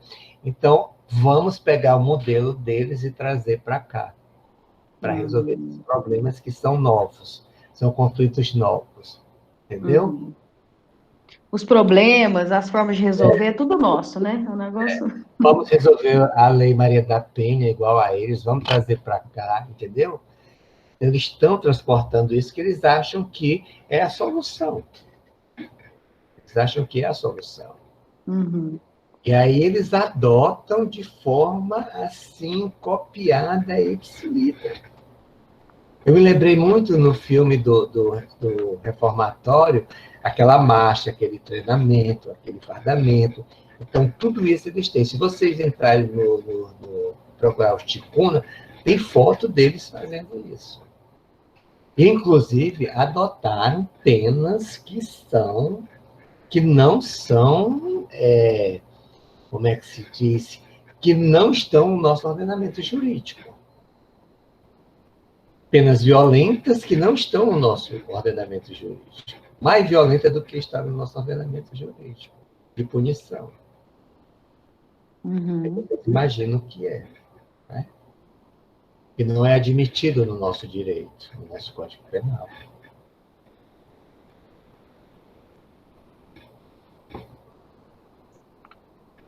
Interessante. Mas vamos pensar, então, fazer um outro momento, né? Acho que por enquanto vai ser virtual, acho que tão cedo as atividades presenciais vão voltar na universidade, acho que só ano que vem, olha lá. Mas vamos tentar articular aí um momento para também conversar com o Edson, né? Ele Bom, estava então, interessadíssimo, mas foi de última hora aconteceu isso. sim, sim. Ele me ligou meio-dia, chateado, mas não tinha como. Eu acho que ele não conseguiu sair até agora. É. Aqui a gente é assim, a gente não para, a gente quer parar, a gente quer ficar na quarentena, a gente quer ficar isolado, mas não tem como, a gente é demandado de todos os lados e é complicado, porque a gente acaba atuando em várias frentes. Uhum. Bom, então é isso. Então, agradeço muitíssimo. E quem quiser o certificado, a Karen disponibilizou o link. E semana que vem é nosso último encontro. Nós vamos discutir sistema prisional e população LGBT. A gente está acabando de confirmar ainda os debatedores, mas os curtas já estão disponíveis. É um curta da ONG Somos e um do Fred Botrel, a ala. Então é isso, gente. Até semana que vem. Não sei se alguém tem alguma coisa para falar. Não? Vanessa, Mariana, Karen, não? Obrigada, Carlos. Foi muito esclarecedor. E a gente tem muito ainda para conversar, para aprender com você, com a sua experiência. É muito bom mesmo aprender sobre essa cultura que é tão desconhecida para nós, né? E quem sabe um dia vai dar certo da gente aí, né? Conhecer. Quem sabe? Bem-vindo. Vamos ver se a gente consegue recurso com esse governo, que eu acho que é difícil. Mas... Pois é. Um abraço, então. Até a próxima. Tchau, pessoal. Obrigada. Tchau, Tchau, gente. Tchau, todo mundo. Tchau, Carlos. Obrigada. Ai, gente, obrigada. Isolamento. Boa noite. Boa noite. Tchau. Carlos, obrigado. Boa noite, tchau. Tchau. Muito obrigado a todos. Sérgio, prazer te conhecer. Tchau. Prazer. Até. Até.